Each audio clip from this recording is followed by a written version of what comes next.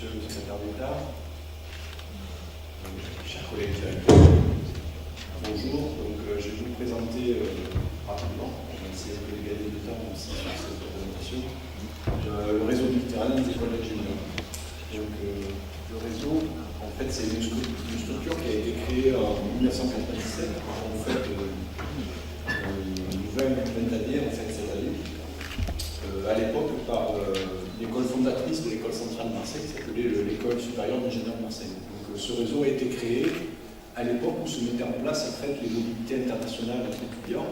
Et l'idée de ce réseau, c'était de rapprocher en fait, les institutions qui pratiquaient ces mobilités pour essayer de trouver une homogénéité en fait, dans les maquettes pédagogiques et dans ce genre de choses, pour faciliter en fait, ces mobilités.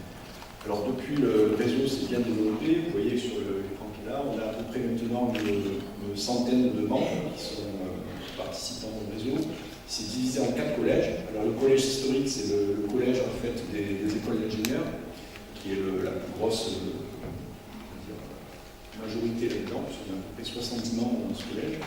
Puis on a un autre collège qui est très présent, qui est le collège des écoles de management et de commerce, avec à peu près une vingtaine de représentants.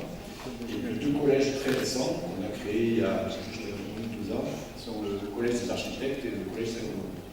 Alors en fait, c'est vrai qu'il y a une très grande proximité. On travaille beaucoup sur des thématiques. Alors si je prends un exemple comme la thématique de l'eau, on comprend bien que ça va intéresser à la fois des ingénieurs, et à la fois également des gens qui s'occupent du management de l'eau, des gens qui s'occupent, on va dire, des espaces verts, le futur de la ville, l'aménagement de la ville, l'urbanisation, etc. Donc l'idée était d'essayer de rapprocher ces communautés-là pour les faire travailler sur, on va dire, les mêmes thématiques.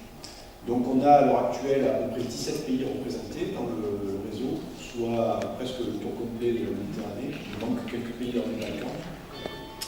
Et ça représente un coût d'à peu près, le chiffre est assez ancien, mais c'est le genre de grandeur, c'est à peu près 100 000 étudiants en fait, spécialisés en ingénierie.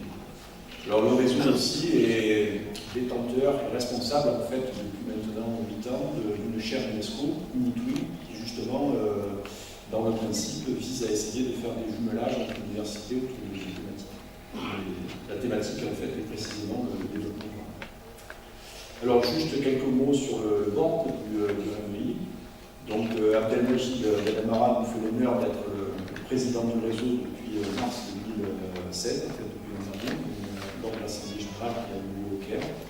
Le vice-président, c'est un collègue italien de l'université Louvain de Milan, campus de Milan, il a changé récemment. Donc c'est un ingénieur architecte, comme ses amis. Et puis à Marseille, on a un pool un peu resserré, avec moi-même, qui suis le directeur général du réseau, un trésorier, peut-être que certains connaissent d'entre vous, Georges Balek, qui est très présent sur Monastir Ressources, et il s'occupe de beaucoup des GITH, les Journées internationales de transfert thermique, dont le congrès vient souvent en Tunisie. Et puis, depuis peu, nous avons un responsable communication, qui est Monsef Fritz de Gebes, et une chargée de communication qui est Justin. Alors, on a le membre, je ne vais pas détailler, mais le conseil d'administration est aussi très international, avec une dizaine de membres, on va dire, en essayant justement de représenter le plus possible la diversité de notre réseau. Alors, qu'est-ce qu'on fait dans ce réseau? Eh bien, en fait, si on présente ça de manière un peu synthétique, on a 3 types d'actions. On a des actions qui sont un peu les actions historiques sur la mobilité étudiante et la formation. Alors, typiquement, on a des programmes justement qui visent à essayer de faciliter un peu les échanges entre écoles et le réseau et facultés d'ingénierie. C'est ce qu'on a appelé un peu Erasmus Light Mobility. Vous connaissez tout ça, c'est des échanges, on va dire, en cours, où on fait des systèmes de crédit pour valider en fait les enseignements dans les établissements partenaires.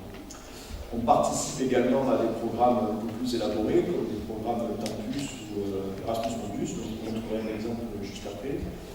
On a des programmes aussi pour renforcer l'employabilité des étudiants.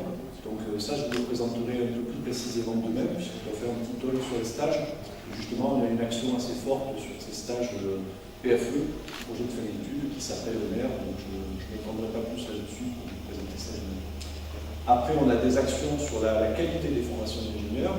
Typiquement, c'est la manifestation qui nous intéresse aujourd'hui. On est capable d'essayer d'organiser ce type de manifestation pour essayer de montrer quels sont les avantages et les inconvénients s'il y en a de d'automatisation, de labellisation et d'une manière générale de monter en gamme en fait des formations d'ingénieurs. Et puis après, on n'oublie pas alors, les échanges scientifiques et culturels qui sont aussi un peu la base de notre réseau. On a une chance, c'est qu'on a un réseau au final homogène. On concerne des ingénieurs, des facultés d'ingénierie, des écoles d'ingénierie.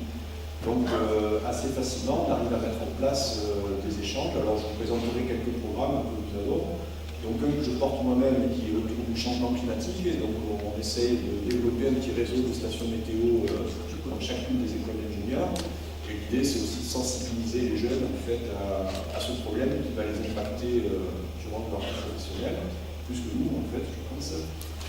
Et puis on a des groupes, un groupe de recherche qui travaille sur tout ce qui est énergie renouvelable et efficacité énergétique.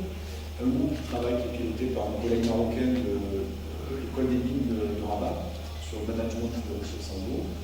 Et puis après, on a des actions plus culturelles, dont aussi je vous parlerai brièvement, sur un groupe d'étudiants. En fait, c'est une sous-structure du RMI, mais qui ne concerne que des étudiants. Donc, c'est nos collègues italiennes de la Sapienza qui sont très actifs sur ce sujet-là, qui les ont mis en place. Donc, c'est ce qu'on appelle le GAME, donc Giovanni Ambasciatori du Fonds Méditerranée. Et leur futur congrès, c'est les ateliers de Michel-Ange, et le prochain se déroule en fait à Marrakech début mai. Donc, je vous en dirai quelques mots juste après aussi. Alors, comme exemple de ce qu'on peut faire sur les formations, vous voyez ici un projet sur lequel on a participé, qui est un programme Temps Plus, en fait, qui s'est arrêté fin 2016, donc en décembre 2016, et qui regroupait en fait 17 partenaires sur un projet de master international, en fait, sur tout ce qui est logistique autoroutière. Donc le projet a eu un financement quand même assez conséquent, puisque vous voyez que chaque partenaire a eu presque 120 000 € en fait, pour développer et mettre en place la maquette pédagogique qui correspond à ce projet. Et l'idée était justement de former les formateurs grâce à ce programme-là. Donc on a un master par exemple qui est à l'heure actuelle à l'INISO, à Sousse, en Tunisie, et à ISTLS également. Donc, qui sont partie prenante de ce projet.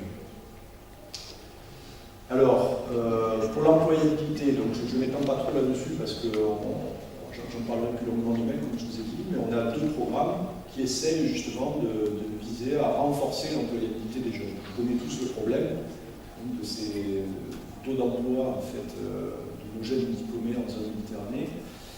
Et une des problématiques, en fait, est la méconnaissance, en fait, pour ces étudiants du monde de l'entreprise.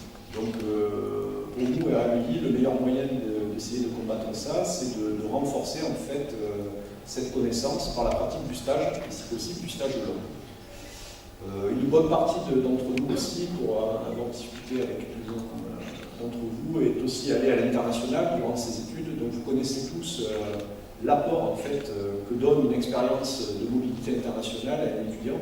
C'est un renforcement, on va dire, de l'autonomie, responsabilisation, donc beaucoup d'apports pour un étudiant. Donc ce que propose le programme ONER, c'est d'offrir à des étudiants qui sont sélectionnés en fait par l'établissement un stage à l'étranger en entreprise.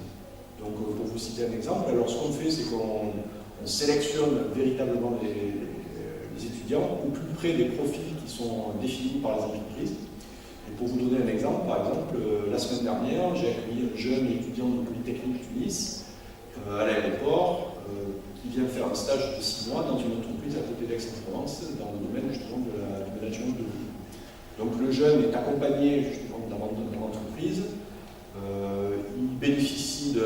Alors en France, on a un système qui fait que lorsque le stage dure plus de 2 mois, il y a une gratification qui est obligatoire, qui est de l'ordre de 550 € par mois, mais bon, qui s'avère en pratique généralement peu suffisante pour subvenir à ses besoins.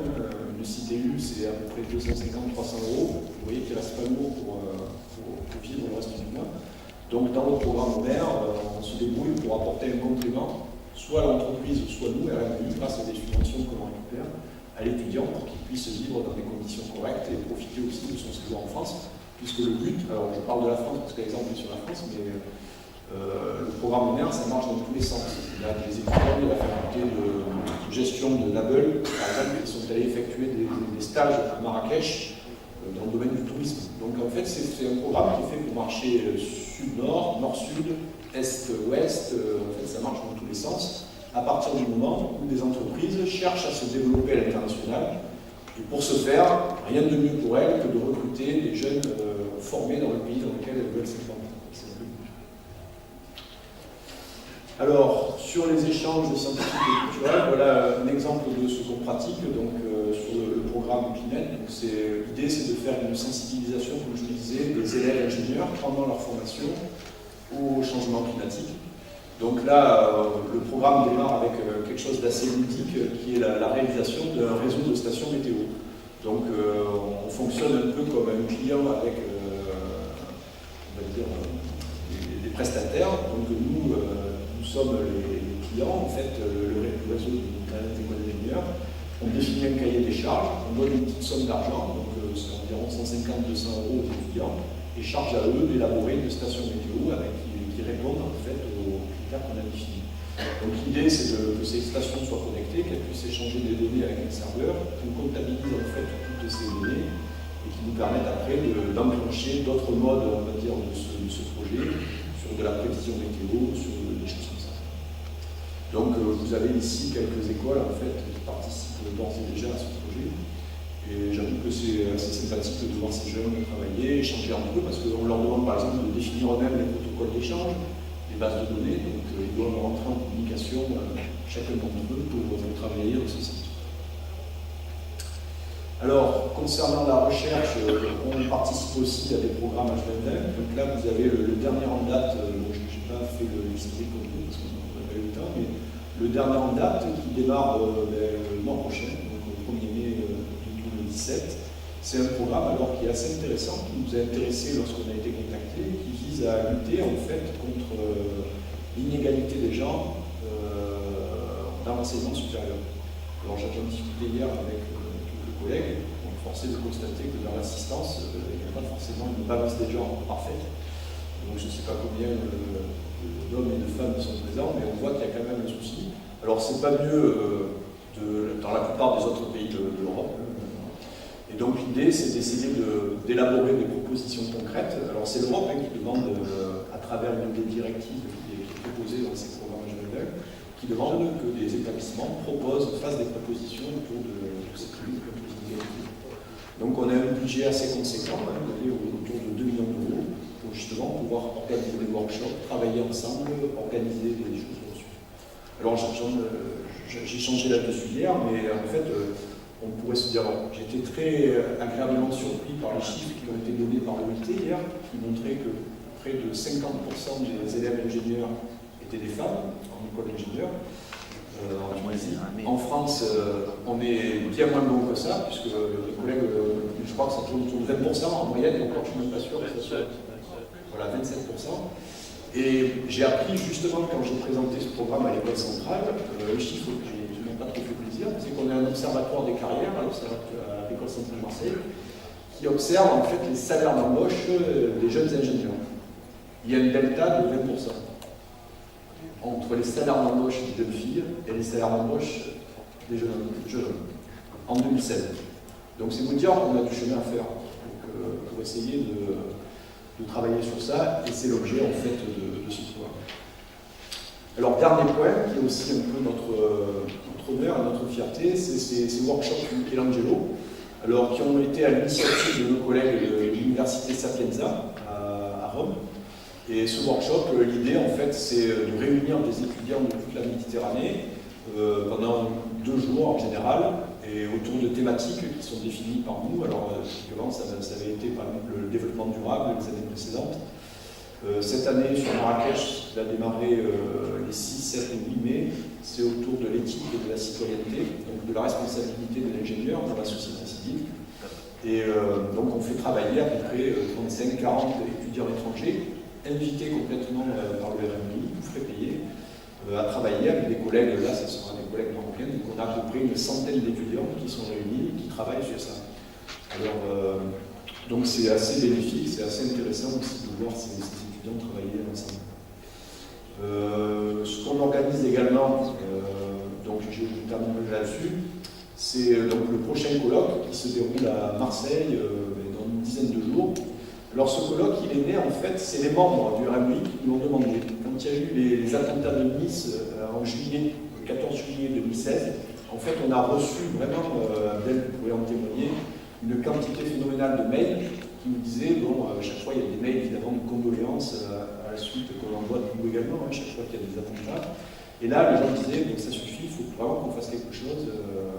C'est bien de dire qu'il faut dénoncer, etc. Mais pratiquement, qu'est-ce qu'on peut faire? Donc l'idée est née de ce colloque où justement le thème, vous voyez, est l'éthique, la citoyenneté, la prévention des radicalismes et précisément dans l'enseignement supérieur. Donc là également, on va réunir des conférenciers alors de tous bords, s'il y a des philosophes, des historiens, des didacticiens, des formateurs d'école d'ingénieurs, pour discuter autour de ces problématiques-là. On invite également une trentaine d'étudiants de tous les pays méditerranéens présents dans le réseau. Et le colloque est parrainé en fait par l'UNESCO et soutenu par pas mal de collectivités publiques en fait, de la région marseillaise. Et l'idée, c'est de rédiger un livre blanc qui nous a été demandé par l'UNESCO et de le présenter au Forum mondial de la science qui aura lieu à Amman en novembre 2010. Donc, je ne prendrai pas plus de temps, voilà, simplement pour vous dire qu'on a une chance, comme je vous le disais, c'est que le réseau, c'est un réseau qui est très homogène, parce que c'est des formations d'ingénieurs, donc on sait bien se parler entre nous, on dialogue pas mal, donc on fait beaucoup de choses. L'idée, c'est que ce n'est pas nous qui promouvons en fait toutes ces manifestations que nous organisons, mais les manifestations proviennent vraiment de nos membres. Ils nous demandent, tiens, là, on aimerait faire ça, est-ce que le RMI peut aider? Oui. Le RMI, c'est un outil, c'est un dispositif qui aide à faire des choses, qui aide à faire du lien entre les établissements, qui aide à faire du lien sur des programmes de formation, Campus, Erasmus+, maintenant, Erasmus+, etc. H2020, on met en relation des gens. Et donc, réellement, c'est ça qui est intéressant pour nous, hein, c'est de faire ce genre d'échange. Donc, je terminerai là-dessus. Rejoignez-nous si vous n'êtes pas déjà membre. Merci pour votre attention.